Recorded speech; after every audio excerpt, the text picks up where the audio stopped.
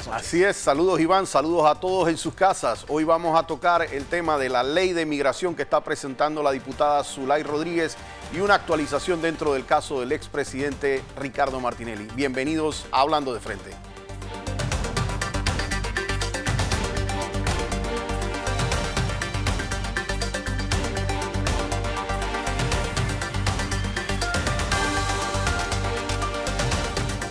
Empiezo por algo que ha estado en la palestra en las últimas 48 horas. Ha sido pues todo un movimiento, esta ley presentada por la amiga Zulay Rodríguez. Y digo amiga porque verdaderamente le tengo gran aprecio, ella lo sabe. Es una persona que considero amiga y creo que ella me considera igualmente su amigo. Pero toca debatir un poquito sobre el tema de lo que se está planteando. Antes de entrar a ver qué es lo que se está planteando y algunas apreciaciones que yo tengo que hacer en cuanto a la forma, yo sí quiero que nosotros entendamos cuál debe ser el fin de un departamento de migración o de la ley migratoria como tal en un país.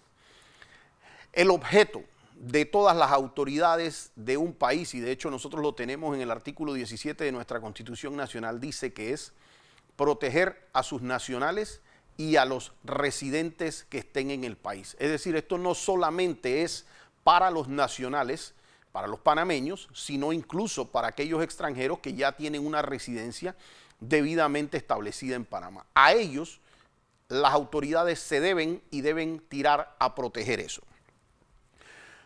Yo quisiera tratar de hacer dos clasificaciones muy importantes sobre el tipo de migración que debe haber en un país. Y la quiero hacer en dos clasificaciones muy importantes, porque yo digo que unas son aquellas cosas que nosotros hacemos como en interés de la nación. Es decir, lo que nosotros aprobemos por tema de migración tiene que convenirle a Panamá. Tiene que convenirle necesariamente a Panamá, a sus nacionales y a aquellos residentes que también están en Panamá. Es decir, proteger eso tiene que ser la opción número uno de las autoridades en Panamá. La parte número dos de migración viene porque nosotros somos parte de un contexto mundial. Y eso también hay que valorarlo porque dentro de ese contexto mundial, pues a veces unos se sacrifican y otros a veces pues ceden un poquito dentro de eso, pero con orden. Y en eso es cuando entra aquella migración que se hace por temas de solidaridad regional o por solidaridad con países o circunstancias que están pasando países en momentos muy específicos y que también debe ir acompañado siempre de un orden y de una temporalidad. Es decir, no es algo permanente, es algo que se hace en el momento porque así lo está haciendo la comunidad internacional y como parte de esa comunidad pues nosotros debemos participar. Cuando uno habla de los intereses de Panamá, uno tiene que ver cuáles son la clase de migración que Panamá desea que llegue a Panamá. Con esto quiero decir que le conviene a Panamá que llegue como migración, porque nosotros esto lo tenemos que estudiar, tenemos que valorarlo y tenemos que empezar a decir, no, la migración no es mala porque es migración, porque son extranjeros. No, hay migración que no solamente no es mala, es muy buena para el país. Es excelente para el país. Por ejemplo, nosotros tenemos los que vienen a ejercer el turismo. Nosotros a esas personas tenemos que recibirlas con alfombra roja. Vienen a visitar nuestros países, vienen a traernos recursos, vienen a multiplicar esa visita al exponer en el exterior cómo les fue en Panamá. Alimentan todo lo que es nuestra industria hotelera, los taxis, los restaurantes, los centros comerciales. Así que cuando nosotros hablamos de turistas, pues básicamente nosotros tenemos que querer esa categoría migratoria. No es ni siquiera no rechazarlo, es que tenemos que abrirle los brazos, abrazarlo y decirle ustedes tienen que venir a Panamá, invitar ese tipo de migración. Cuando nosotros, por ejemplo, tenemos a los empresarios que pueden venir a invertir en Panamá, en una categoría de empresario. ¿Quién puede entender que dentro de esa categoría, cada vez que aquí venga un extranjero, abra una empresa en Panamá, es posible que contrate hasta un par de extranjeros, pero va a contratar también mano de obra nacional, va a comprar productos de otras empresas, muy posiblemente panameñas, va posiblemente a comprar o alquilar un local en Panamá para hacer sus oficinas. Es decir, la inversión dentro de eso se va a dar en Panamá. Igualmente aquellos que son en la categoría de inversionistas de bienes raíces. Aquí cada vez que viene un extranjero, compró un apartamento de $500,000, compró un apartamento de $1,000,000. Eso fue trabajo para 20, 30 o 40 personas por un año y medio que estuvieron construyendo. Eso fue plata que se llevó un contratista panameño cuando hizo esa construcción. Fueron bloques, arena, piedra que se vendió por empresas panameñas, lo mismo que acero, las ventanas, etcétera. Ese tipo de migración es muy positiva para Panamá. Por supuesto, lo que tiene que ver con reunificación familiar, temas de casados con panameña o con panameño, pues son temas que obviamente nosotros lo tenemos que hacer porque de alguna manera reagrupa lo que es familia y obviamente en esa categoría tienen que entrar. Los ejecutivos, aquellos que son cerebros, en otros países hay hasta hay políticas para hacer lo que sea para tratar de importar a estos grandes cerebros que a veces son en la gama de alta tecnología, en los temas de robótica, temas, por ejemplo, cuando tienes ejecutivos que tú no tienes en tu país. No es lo que hace falta en tu país, que traigan ese tipo de cosas. Esa migración no solamente es que no es mala, es excelente que venga para el país. Hay que abrirles la puerta a eso y ponerle la alfombra roja en todos los sentidos. Los profesores universitarios, la gente que viene, si nosotros tenemos que decidir, por ejemplo, qué migración es buena para Panamá. Si yo en Panamá tengo 10 nefrólogos, por decir algo, médicos nefrólogos, y no tengo más especialistas, y aquí en Panamá estamos teniendo problemas con eso, el hecho, y así tenga, porque yo tengo que decir que aquí hay límites de ley, que actualmente algunas cosas no se pueden hacer, pero eso no quiere decir que no se pueden hacer cambios de ley en cosas que produzcan un beneficio para el país.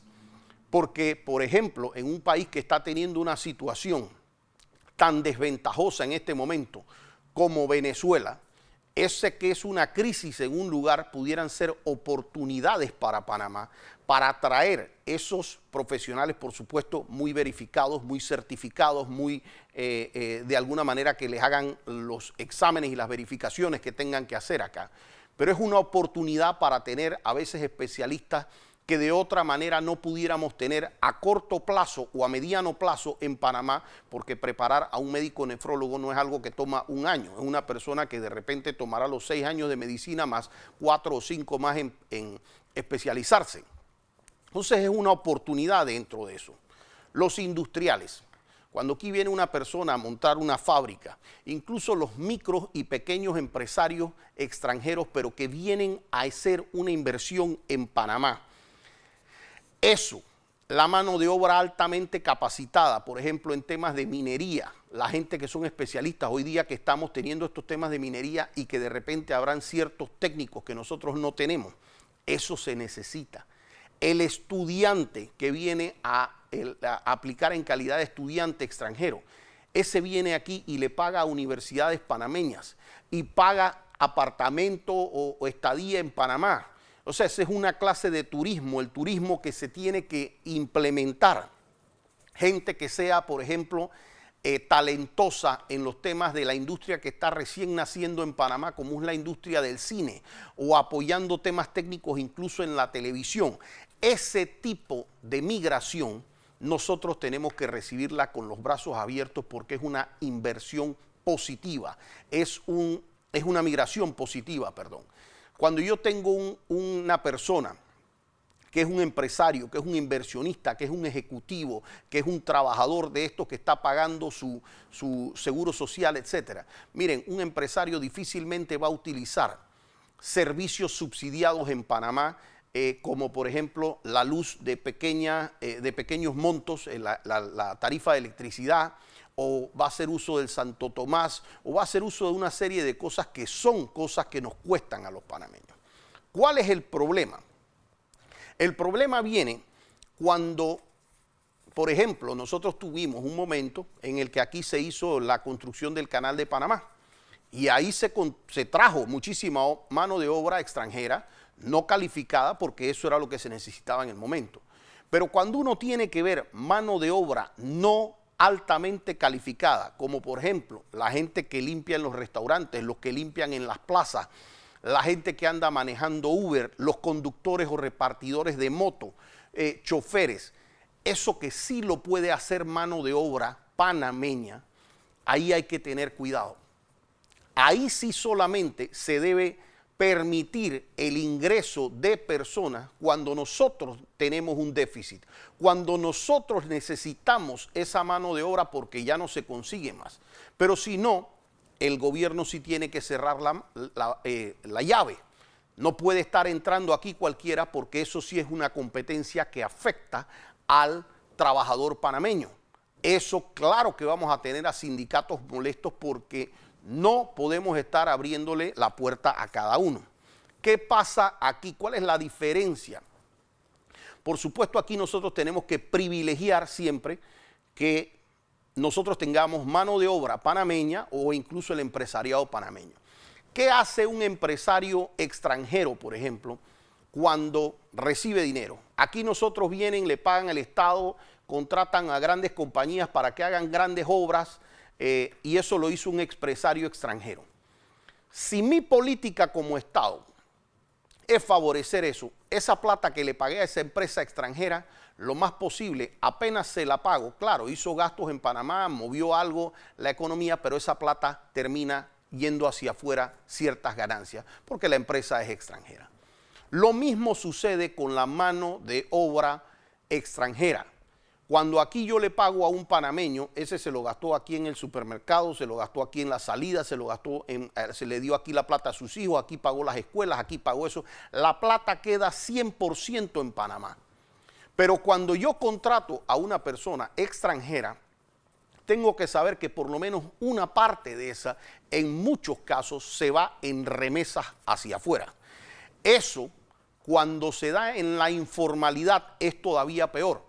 ¿Por qué? Porque fíjense ustedes, y esto quiero hablarlo con el mayor respeto porque yo tengo muchos amigos extranjeros en todos los sectores. Y sé que muchos tienen una situación muy difícil en sus países, pero es importante que aquí nos entendamos para buscar soluciones en conjunto. ¿Por qué? Porque fíjense, ¿qué pasa cuando usted es un panameño y usted, por ejemplo, puso un salón de belleza?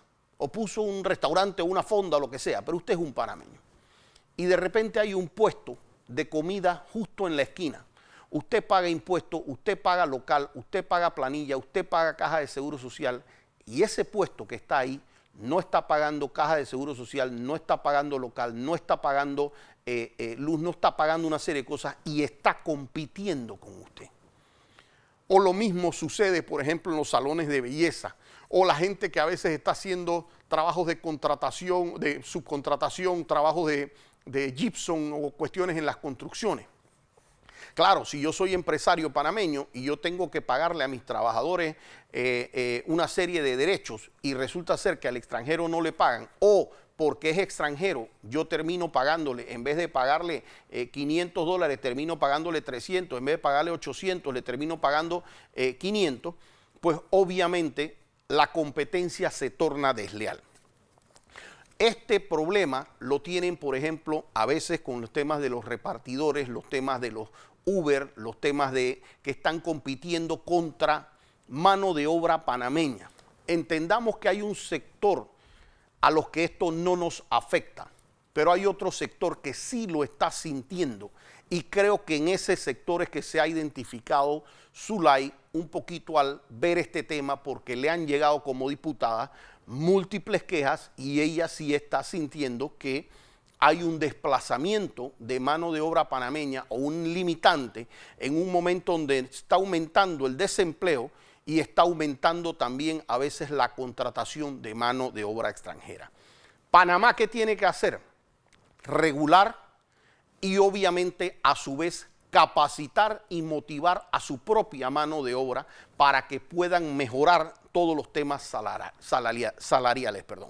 Cuando aquí tenemos a personal que está de repente en una puesto de venta, pero no paga impuestos sobre la renta, no paga seguro educativo, no paga caja de seguro social, pero sí utiliza los subsidios de Panamá, eso no lo está pagando ese extranjero, pero sí cuando agarra el tanque de gas, muchas veces incluso para estos negocios, ese tanque de gas está subsidiado. Cuando agarra un cuartito y paga una cuenta de luz, y la cuenta de luz entra dentro del tramo de lo que es subsidiado, eso es subsidiado dentro de los impuestos panameños. Cuando agarra el metro, el metrobús, se atiende en el Santo Tomás, van a cuestiones de vacunaciones, todo ese tema lo atienden con impuestos panameños. Y si esa persona no está reportando impuestos, le está costando a los que sí lo están pagando. Entonces, eso implica que sí tiene que haber un grado de regulación, porque nosotros no podemos seguir con un tema de crisol de razas y estas cuestiones que son masivas. Ojo, hubo un momento en donde había ya un desorden migratorio y hacer estos crisoles de raza era positivo para ordenarlo. Había que hacer cierta cantidad para ya tener un orden, censar a los que estaban, dar una oportunidad para que se pudieran legalizar, pero no podemos hacer eso el norte de Panamá, porque si ese mensaje se manda al extranjero de que aquí seguimos haciendo eso, entonces eso es lo que va a seguir pasando y va a seguir dañando, ojo, no solo a los nacionales, sino también a aquellos residentes que vinieron de otros países y que de manera muy responsable hicieron su migración de manera correcta. Ya aquellas personas que obtuvieron sus residencias en Panamá también merecen ser recibidas y merecen ser protegidas. Y aquí sí se habla de solidaridad y a veces es muy difícil hablar este tema porque claro que hay gente que está necesitando temas. Pero yo le hago a la gente la alusión que hizo el propio presidente Nito Cortizo en su momento, diciendo esta es la casa de Panamá. Aquí entra lo que los panameños permitimos que entre y lo que no permitimos pues no puede entrar.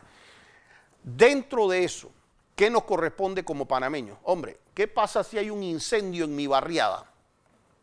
Y cuando hay un incendio en mi barriada, yo decido que, hombre, yo voy a alojar en mi casa, yo voy a alojar a 3 vecinos para que vengan a mi casa y yo los voy a apoyar durante ese tiempo. Hombre, vienen 3 vecinos y no pasa nada.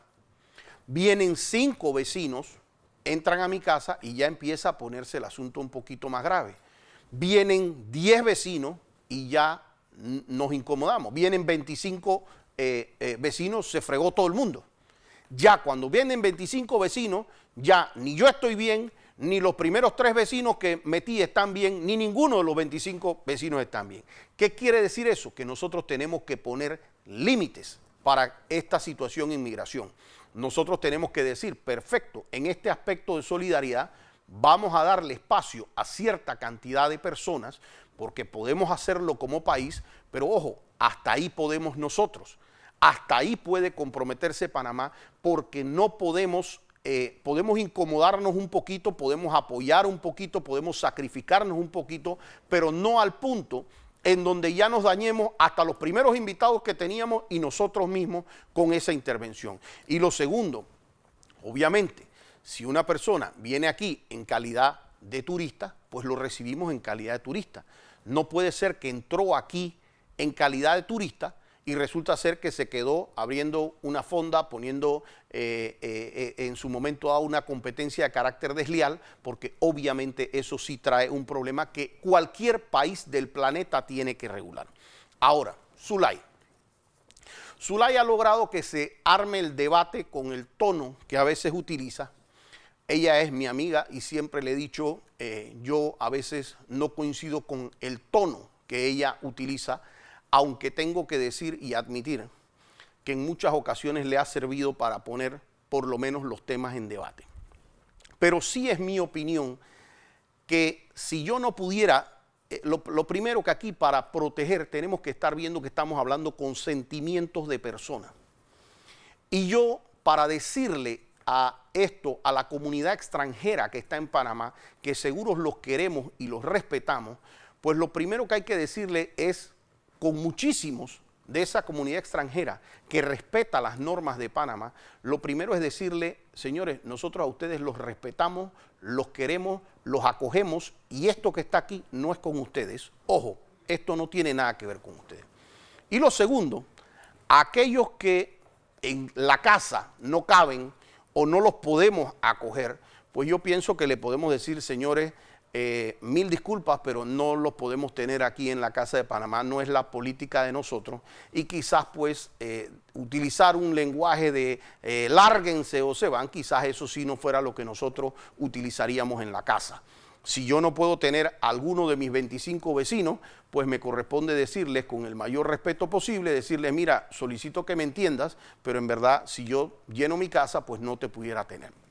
Y si yo tuviera que darle un consejo a mi amiga, que sé que es una persona muy beligerante, que le respeto sus batallas, creo que es importante, sé que ella tiene una buena voluntad detrás de esta norma y sé por qué lo conversó conmigo desde hace mucho tiempo, ella tenía esa preocupación desde antes incluso de la campaña, y creo que es importante que ella logre marcar el mensaje de hacia dónde va ese proyecto y hacia dónde no, y cuánto se respeta a aquella persona que viene a hacer temas positivos para Panamá y separarla de las personas que obviamente no tienen, sí no pueden entrar dentro de esas categorías en Panamá.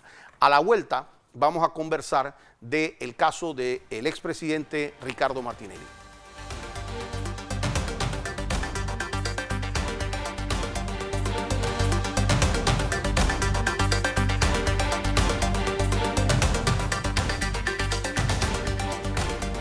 Bueno, ahora de regreso quiero, antes de tocar el caso del expresidente Ricardo Martinelli, referirme a un caso que hoy salió en la prensa.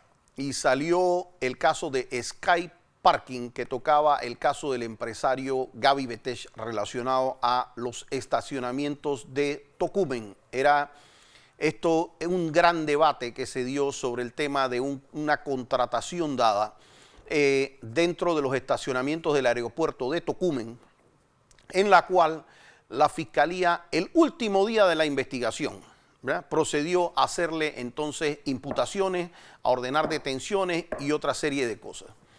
Por supuesto, nuevamente, el segundo tribunal le dijo a la procuradora que se violaron los derechos de defensa, porque es que a ustedes no pueden agarrarlo el último día de la investigación, después que usted ha estado investigando 1, 2, 3 años, agarrar y decirle el último día de la investigación, decirle, así ve, aquí le dejamos una orden de detención a las 4:35 de la tarde, aquí le dejamos su orden de conducción, aquí le dejamos la orden de indagatoria y gracias, pero ni venga porque en 20 minutos el expediente se va para el juzgado, así es que usted no tiene ni la oportunidad de defenderse.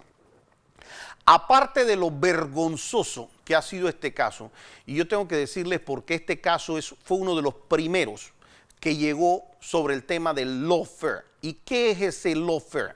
Es que aquí se arma el caso mediático, se le vende a las personas, fíjate lo que estas personas hicieron, el provecho que están sacando, porque si Tocumen tuviera estos estacionamientos y Tocumen hubiera construido esos estacionamientos, Tocumen se estaría ganando $1 millón en vez de 400 o 500 mil dólares al año. Esa es la tesis que ha traído una fiscalía anticorrupción equivocada. ¿Por qué? Porque lo único que ellos tenían que saber es que si eso no se hubiera dado, los parkings no se hubieran construido. O la plata tendría que usarse en otro lado. Y tal como en un momento dado se los dije, cuando uno da una concesión del Estado, por supuesto que el empresario va a tener una ganancia a cambio de hacer una inversión que al final de cuentas le queda al Estado. Porque el Estado, al no tener que hacer esa inversión, disfruta de lo que hace que sus asociados puedan disfrutar del servicio que se contrata, ¿verdad? De lo que se consigue sin tener que hacer esa inversión y poder hacer esa inversión en otras cosas. Entonces, cuando a ustedes le dicen lo que pasa es que sí, se iba a ganar 400 mil dólares en vez de ganarse $1 millón, claro, pero de ahí primero había que construir los estacionamientos y eso reduce la ganancia. De ahí también había que contratar personal y eso reduce la ganancia. De ahí también hay que pagar impuestos sobre la renta y eso también es ganancia para el Estado. Pero queda una inversión. Y adivinen, yo les decía, señores, cada vez que usted da una concesión, cada vez que usted hace, el Estado parte ganancia con el empresario. No existe otra manera. Si aquí concesionaron hacia Cable and Wireless por el tema de la telefonía celular, si Panamá hiciera la telefonía celular sola, sin Cable and Wireless, se gana el 100%. No cabe duda, cuando éramos el Intel. Pero nos íbamos a ganar el 100% ¿de qué? Si no podíamos hacer todas las inversiones que en su momento dado se hicieron.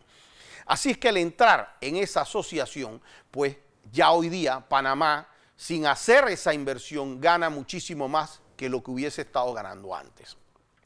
Cuando aquí hacen una concesión de la minería, en la propia minería que ahorita tenemos, creo que a Panamá le toca, si mal no me equivoco, son como 4%, realmente lo que le toca como país. Pero claro, aparte de eso entra toda la empleomanía de cerca de 5.000 personas, creo que al final de cuentas estarán en la mina de manera directa o indirecta, y esas personas también consumen en Panamá y producen impuestos sobre la renta, ¿verdad? O sea que hay otras maneras en que se recibe eso para el Estado. Lo mismo cuando se dio la concesión de las autopistas aquí en Panamá, lo mismo que cuando se da una concesión de arena. Hombre, si el Estado se pusiera, si el presidente de la República se pone a sacar con pala y a ponerla en el camión y no le tiene que repartir a ningún empresario, pues por supuesto que el Estado se gana el 100%, y si no tiene que contratar empleados y lo hace directo el presidente, pues por supuesto que él también terminase ganándose el 100% la plata. Pero es que el Estado no debe complicarse a veces como empresario, y por eso se tercerizan algunas cosas a través de concesiones para permitir que el Estado vaya más rápido, que el servicio vaya más rápido, porque lo que se beneficia el país con que extranjeros reciban ese servicio, pues es mucho mejor. ¿Ustedes qué creen? ¿Creen que Panamá no pudiera poner una tienda también en el aeropuerto para vender perfumes, para vender hot dogs, para vender chocolates? También lo pudiéramos hacer como Estado, y ninguno de los empresarios que están ahí tendrían que ganar plata, se la puede ganar todo Panamá.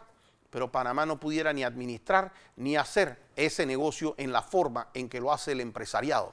Así es que Panamá concesiona, gana por los alquileres, gana por el impuesto sobre la renta, gana por la empleomanía, y esa es la manera en que gana el Estado. Claro, aquí llegaron un par de inútiles al gobierno anterior y dijeron que todo lo que era con alguna mente empresarial, todo eso era malo, eso era un negocio turbio, eso era algo que no podía hacer, y al final de cuentas eso es lo que pasa con los casos. Y procuradora, nuevamente le digo, dele la cara al país, salga a pasar la vergüenza con los fiscales. Yo estoy seguro que en los próximos días Panamá estará recibiendo nuevos temas en nuevos casos y muy conocidos que se estuvieron debatiendo aquí en temas de videos de YouTube, de las procuradoras haciendo conferencias para acabar en qué. Para acabar en esto, procuradora, usted vaya pensando que el mejor regalo que usted le puede hacer a este país es su renuncia del cargo que de manera tan inútil usted ha ocupado por los últimos 5 años. Les voy a hablar del caso de pinchazos de Ricardo Martinelli. ¿Qué ha pasado? Un poco más de lo mismo que había ocurrido antes. Yo veo y leo las noticias de todos los medios de comunicación, porque obviamente hay medios de comunicación que están más imparciales, otros tienen algún grado de cariño hacia nuestro representado, y otros literalmente lo odian. No importa lo que pase en esa audiencia, ellos no van a decir lo que ocurrió en esa audiencia, van a decir cualquier cosa que le haga daño. ¿Qué ha pasado? Hoy tuvimos, por ejemplo, a las peritos de Contraloría. Las peritos rindieron un informe de 83 páginas. Dentro de las 83 páginas que tiene ese informe, cuando yo les digo que no menciona a Ricardo Martinelli, no estoy diciendo que no lo acusa, estoy diciendo que literalmente no lo menciona. A mí me tocó contrainterrogar al fiscal de cuentas, Guido Rodríguez, y tuvo que aceptar en declaración jurada que llevan ese expediente sobre ese tema de ese supuesto peculado en la Fiscalía de Cuentas por un tema obviamente de carácter de lo que tiene que ver con la jurisdicción de cuentas, y que Ricardo Martinelli no está vinculado. ¿De dónde quieren sacar un peculado? Si no hay todavía una persona del Consejo de Seguridad que diga a nosotros nos está faltando una máquina. Oigan eso, aquí la gente que ha ido del Consejo de Seguridad dijo que existió un software de temas de seguridad y que el software caducó, que venció. El software, como se los he dicho muchas veces, es un programa como Word, como si usted tuviera Instagram. Usted no le pueden decir, mira, usted se robó WhatsApp, usted se robó Instagram, usted se robó Word, porque simplemente eso no ocurre. Entonces aquí se montaron toda una historia con un tema de un rack que nosotros le preguntamos a la directora administrativa del Consejo Nacional de Seguridad si en el inventario del Consejo Nacional de Seguridad faltaba un rack. ¿Sí o no? No, no les hace falta eso. ¿Al Consejo Nacional de Seguridad le hace falta alguna computadora? ¿Sí o no? No, porque las preguntas son así de sencillas, así de puntuales. En materia de los pinchazos, ¿qué se está mencionando en algunos medios? Dice, es que aquí fue Guido Rodríguez, fue Popi, fue Juan, fue Pedro, y ellos están reconociendo correos que le están poniendo de presente. ¿Qué parte de eso es verdad? Es cierto. Ellos están yendo allá, les están poniendo un papel y le están diciendo, ¿usted reconoce eso como correo suyo? Sí, están diciendo ese correo. El gran tema de esto es que le están poniendo a reconocer de dónde sale ese papel. Porque yo personalmente les hago esa pregunta. ¿Tiene usted idea de dónde salió ese papel?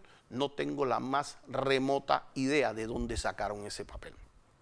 Y es que ese papel era importantísimo. ¿Por qué?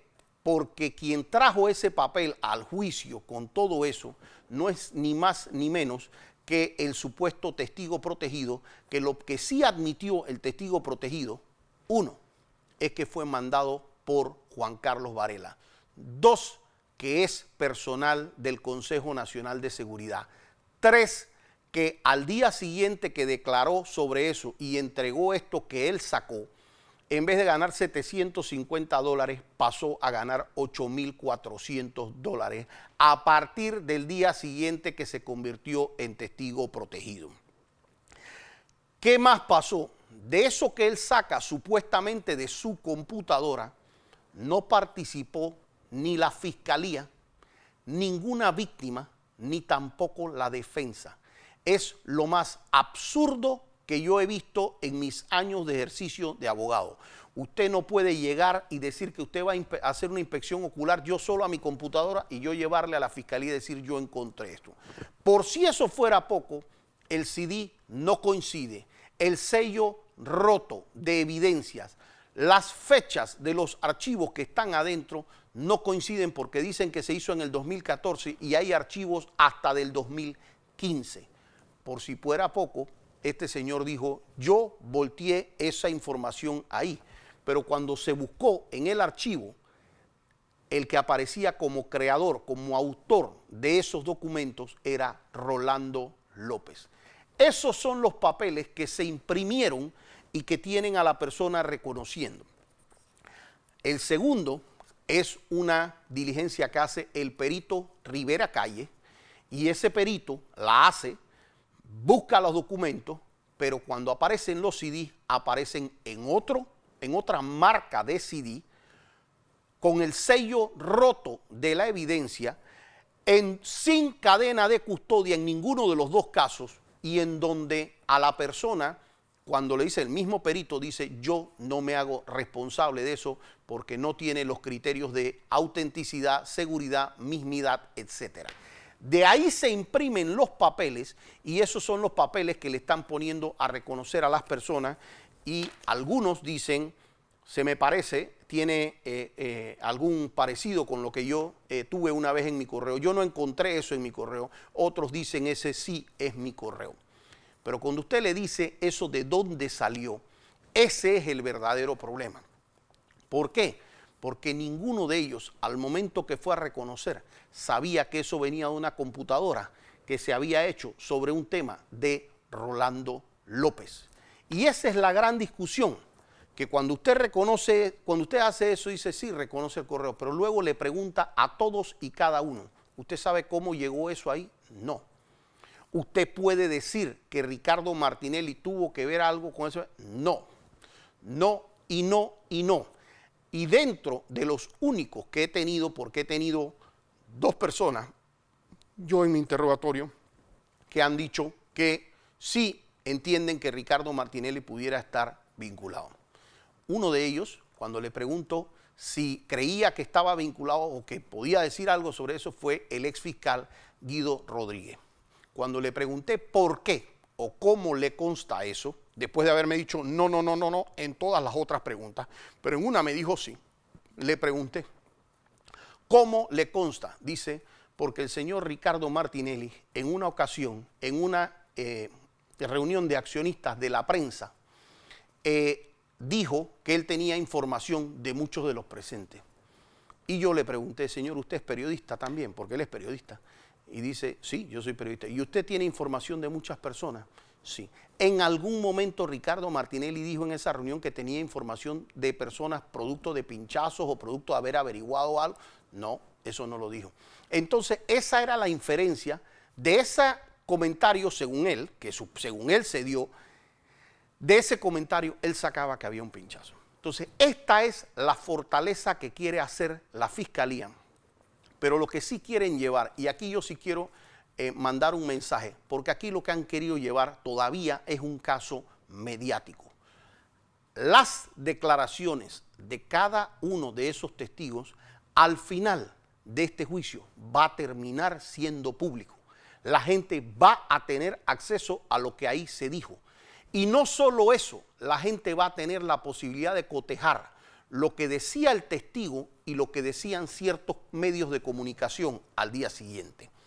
Porque aquí se está tratando de llevar una justicia mediatizada y yo le quiero mandar un mensaje a los magistrados de la Corte Suprema de Justicia. Mucho cuidado con tratar de meterse en este caso. Aquí el otro día hubo un magistrado que hizo comentarios sobre este caso y sobre cómo habían fallado los jueces y qué le parecía sí o no cuando se dio el tema de casa por cárcel. A ustedes no les toca meterse en nada vinculado a este caso.